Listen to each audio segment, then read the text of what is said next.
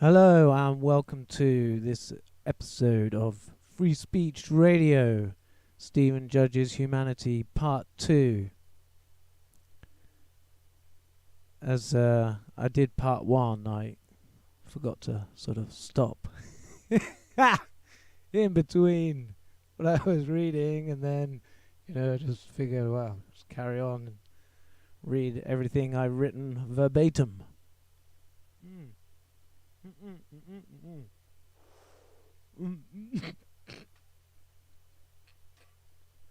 Sorry. Excuse my foolishness.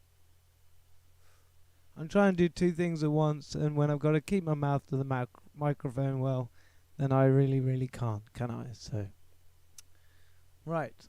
Keep calm and carry on was the motto most associated with this country, Great Britain. Panic and lockdown is how they've reacted to this latest issue, the virus. Why? It is one of the most perplexing questions we've got today in this world. Because it's not just Great Britain either, it's the whole world as far as we can tell. Because they're not all being fully open, which is fair enough, I think. I mean, this to me, this, globalism, this international world that they have been trying to create, I haven't liked it. And the first thing I didn't really like about it was the fact that you could go to somewhere else completely different in the world and everything look exactly the same. Well, not exactly the same. One of the joys of going to a different country was, you walk into a shop and there are different wrappers around the chocolate bars. And they'd be different inside as well. But it was the novelty. Going somewhere different. Everything's different. That's what travelling, visiting somewhere far away is all about. Now, so who's this globalism suiting? People who jetpack around the world as if it was just nothing. Oh, just fly here and fly there. I mean, in a sense, it's the lifestyle that they made us want. It was sort of, look at me, I can do this, and that would encourage people to want to be able to do that as well. But the reality is often just not quite as good as they make out. I found travelling in aeroplanes quite unpleasant. A lot of waiting around in not particularly, I don't know, sometimes it was alright, but more it was just about money. How can we get some more money out of you? Everything's really expensive. It's just that sort of commercially driven thing. And that's what the world was turning into, a commercially driven world where we just, money rules everything, and if you've got loads of money, the world is your oyster. That's the way it was. And perhaps that has led to perhaps that does have something to do with it. People feeling, then they have a health problem, they want to throw money at it. Perhaps I should have a look at the stats on how many people use private health, how many people pay for that extra, isn't not just luxury, but extra treatment they get privately. If they're doing surgery, if they're doing organ transplants, maybe they're on 100 gazillion pills, but the best pills, the most expensive ones. But they have side effects and drawbacks, and a lot of them, when you rely on the health, the one thing they can't help you against is a new virus, as we saw, and thus causes the panic, because people have relied upon the doctor and his pills and his medicines. Just make it better. Just make it better. Because there's nothing worse than being ill. It's horrible.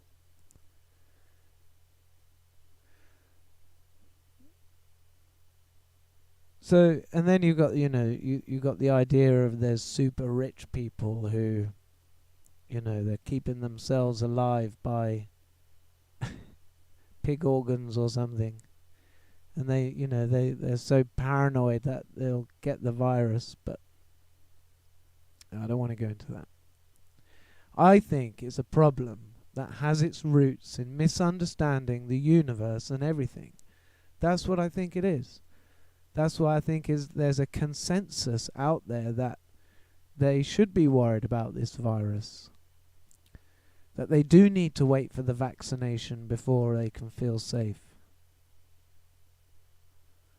Whereas others of us think it's complete lunacy and think that, we should be able to brave new viruses. We should have an immune system that's capable of it. And I don't know, because, I've been able to find out the truth in the videos I've been doing recently, or podcasts.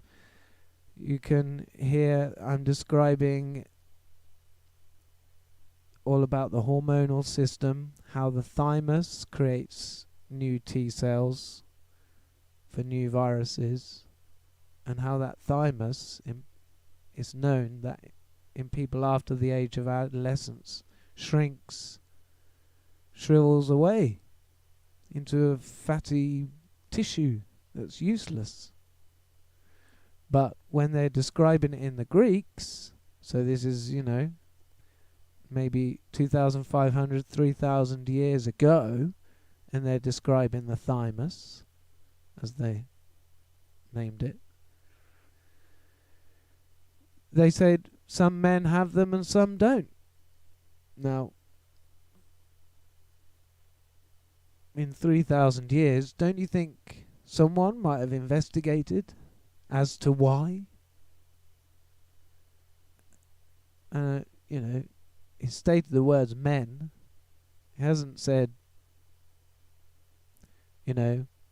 as men get older, they get smaller. It wasn't an obvious thing like that. It was some men have them and some don't. And I've recently done talks about how I feel I've reinvigorated my thymus. And what perhaps I thought might be heart palpitations, got this sort of feeling there in my chest. Where the thymus is, it lays sort of in front and on top of the heart. And it's all part of a system. The hormonal system are just like the chakras. You've got them in your brain. You've got the one in your throat, thyroid. Then you've got the thymus in your chest. And an image that I had used years ago for my Heal Self website, unbeknown to me, it had the thymus rubbed out. So obviously when I was getting the pictures, I didn't know there was supposed to be a thymus there, so I put it on my website, unknowing. So it's hiding things. And then under the thymus, you've got the pancreas, which is also in between the adrenaline glands. And then women have the ovaries, and then men have the testes. So you've got this line of, and the ones in your brain, you've got 3 in your brain. And it's the smallest one, the pea-sized one, the pituitary gland, which controls all the others. It tells the others what hormones to produce and how much. And then the thymus, in turn, is linked to the rest of the immune system, the spleen, the bone marrow, and the lymph nodes. The bone marrow creates the bricks, and the thymus puts them into the T cells, and then the spleen police forces the bloodstream to get the bad guys out, and the lymph nodes hold on to them. And this is all a working system. Doesn't work without a thymus. Which is why perhaps the doctors, do understand this, don't explain it to us all, but they understand this. Why they're worried about the immune systems of older people. But they should be a bit less worried, because this virus was around since 2003. this coronavirus. So all of us who've been exposed to it, and we probably all have, because viruses spread, they get around.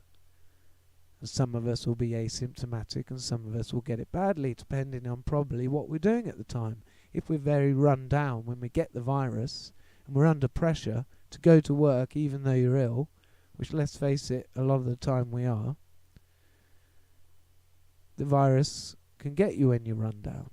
That's when it will get you. Unless you are immune system.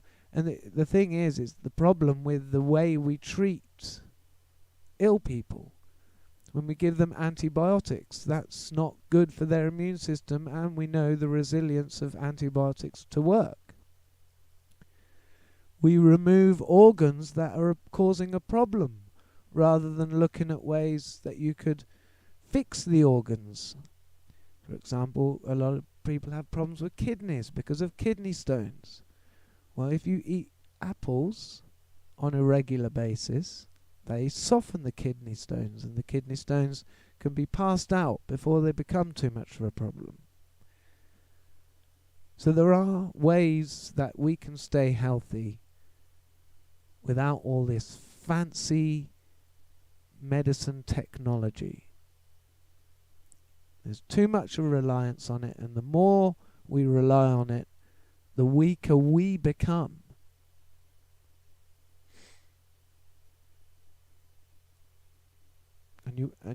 And I wonder, do they do it on purpose? But I think it's just a misunderstanding of the universe.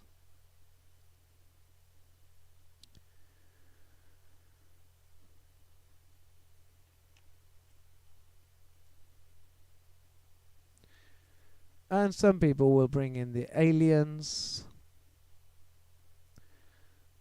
but there's not that many. I mean, I had what I thought might, when you hear about people talking about their alien abduction, and you wonder, have I ever go back through my memories? Has there been a time? And there was this memory that would pop up now and then. And, really young, maybe even 3, like in the summer. I know it's summer. So summer 3 or 4. And I'm thinking 3 because it was one of those memories that was, very sort of amazing, magical like. It felt at the time, being that age, was amazing. Life was so exciting. Anyway, 3 or 4. And basically the memory is just it's a bit of a glimpse. I know the room. It was inside. It was like a playroom, but it was different. It was a long, like a hall, but it had windows, big windows. And it was sort of, was it day or dusk? There was something about it. And there was one of those hopper things that you sit on and bounce around. I know I wanted to play with the toys. Anyway, I haven't fully understood this memory yet, and I was thinking about it earlier. So it was one of these that I thought, was I abducted by aliens? Is that why that memory is that what information that memory is withholding that I haven't fully got yet? But I think it's much more likely that it was one of the occasions when I had a bust up with God. Now, I know I've had a bust up with God before because I've relived that time when I, in a sense, cast God away. Because when we're babies, you see how content a baby is. They are connected to God, their true mother and father. Our true mother and father, and they're being guided by God with that connection. And then as we're born into the world and our parents don't have that same connection to God, we, in a sense, we get a bit confused because it seems like they resemble mother and father God. And when we send out a feeling to them like, are you Mother God or Father God, they like that feeling and kind of respond with a, well, I'll try. But so this memory I have is my dad shouting at me, and I think I did something to my little brother. So he's shouting at me, and I feel like that is Father God shouting at me like that. And I know that caused a breach in my relationship with God. So after that, my relationship with God wasn't quite the same. I have since healed that. I've understood it. And it caused a fear of God, Father God in me that I had. I had this bit of a fear. And there's also, I understood that there was some other occasions where my mother was kind of holding on to me, her having a feeling that a man might take me away or something like that, and then meant me linking that to Father God. And that was actually quite a splinter in my heart between me and Father God. Right, so we have these things. You have these issues when you come to survive in the world we live in. It's often autistic people who refuse to breach their relationship with what they know is God, although they might not be able to put it into verbal and explain it. They just know. People just know things, don't they? So this is why I said abductees would rather think that they were molested by aliens than accepting the time when they cut off their relationship with God. These descriptions that people sometimes give, been sucked through walls and I'm in a different dimension, and and then they might talk about an orb of light, or they might even just say, there was an alien there. But, how much of that memory they're giving out to other people has a little bit of their common sense added to it. Like, if they just said, I felt this really weird sensation and then there were these lights and noises, then people would just say to you, you were having a stroke. Wouldn't they? Like, the person would go, no, I didn't have a stroke. I know it was something else. But that's what I'm saying. I don't know for sure, of course. I'd have to interview every individual. But I think sometimes people might have this really weird encounter memory in their life that they don't really like going back to, that they like to avoid, and maybe because of everything we talk about and think about when we're older, we look back at it and we think, fucking hell, excuse my language, I was abducted by aliens as well. I'm another one of these who's been abducted by aliens.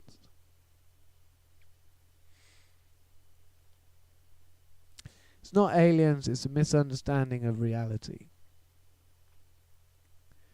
So this is why it is important to understand the universe. It seems to me that the scientific community has a real sort of catastrophic view of the universe. They believe that the Earth was formed by rocks pelting into each other and eventually being big enough to make a planet. They believe that galaxies are colliding with each other, and then as evidence, they'll show you a picture of a warped galaxy and say, look, that's a galaxy that's just recently bashed into another galaxy, and then they'll show you a galaxy with a galaxy behind it or superimposed, which does make me think they must know they're presenting false evidence, and then the conspiracy thing comes in. But let's just say that they've just bought it, and that's the best. And then they say, well, we don't really know for sure, but it's the best theory we've got so far, so that's what we're going with. And the guy who wrote this paper, he was really clever. I heard about him at uni, and he was like a really clever guy. And let's face it, most of us like to distract ourselves most of the time. Anyone listening to this isn't really the audience that needs to hear it.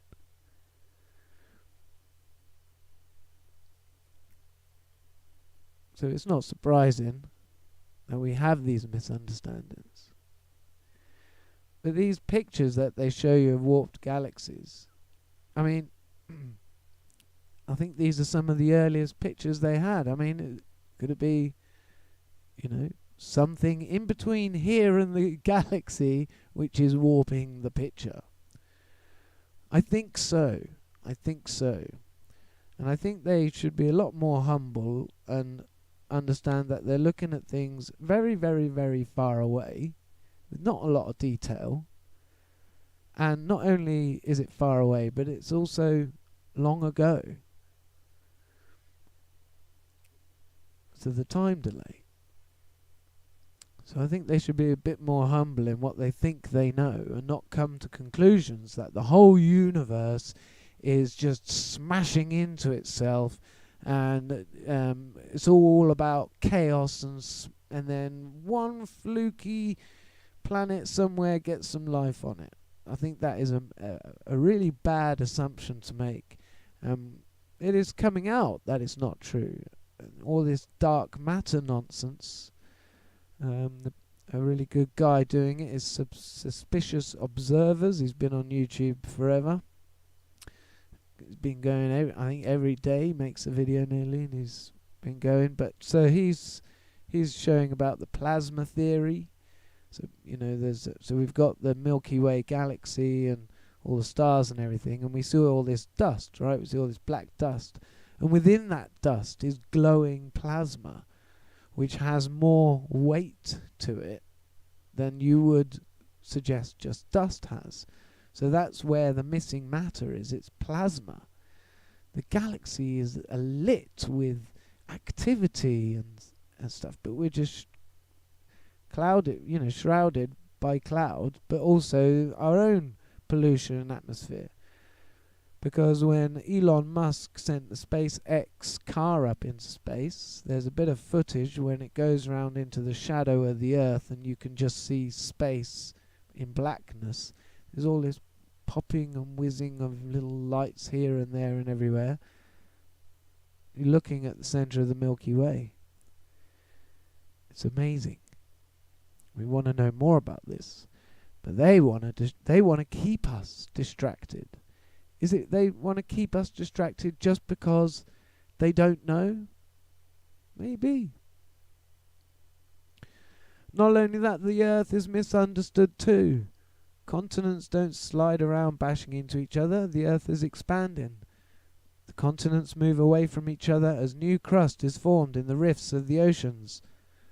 So you can see that if you search expanding Earth into YouTube or something, you can find a video showing you how much better the continents fit together when you shrink the Earth rather than slide the continents around. And all the crust in the ocean is newer than the land crust, a lot newer. It's all under 300 million years, whereas all the land crust is pretty much 3.6 billion or whatever. And the newest, and you can see it in bands. You can actually see it in bands. So the stuff that's 300 million years old is nearest the land masses. And it gets younger and younger as you get towards the rifts. The Atlantic Rift goes down the middle of the Atlantic.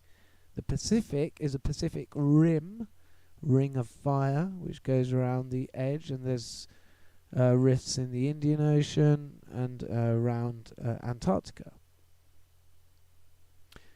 So there again, the obvious truth. You don't need to be Einstein. When you see the truth, it's as plain as a nose on your face. And so too they misunderstand what we are and how we came about and what created us and all of this. So first of all, if you think of yourself as just a physical being that's going to be finished when you're about 80 years old and done and finished and dusted, and that's all you are, I don't think anyone who thinks deeply truly believes that. And we see a growing number of people believing that they're more. And they're right. They are. So then, if we're more than just this, then our true creator isn't our physical mummy and daddy. We must have had another creator. And if we're around after this life, then we were probably around, definitely around before we were born. So when were we created? Well, perhaps the understanding for this will come through understanding the universe. I mean, we do believe that we have the presence of black holes at the center of every galaxy. And we have these things that we can still pick up today, which are resonances from a black hole being created.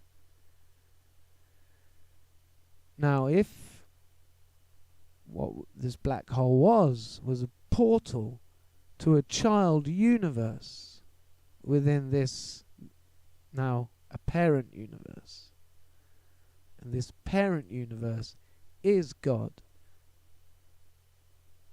But there are more than just the four dimensions we talk about: width, height and depth of physicalness and time. That's 4. But then when we go to sleep, there's more. We're in a different realm. It's not the same. There's 3 more: height, width and depth. And then what's love? What are emotions? What are these wants? What are these desires? What's that? Well, that's another realm. There's another universe which is just emotional. And it's the dominant one. And then there's the final dimension of truth. There's a truth. There is a truth. And that's the 11-dimensional universe.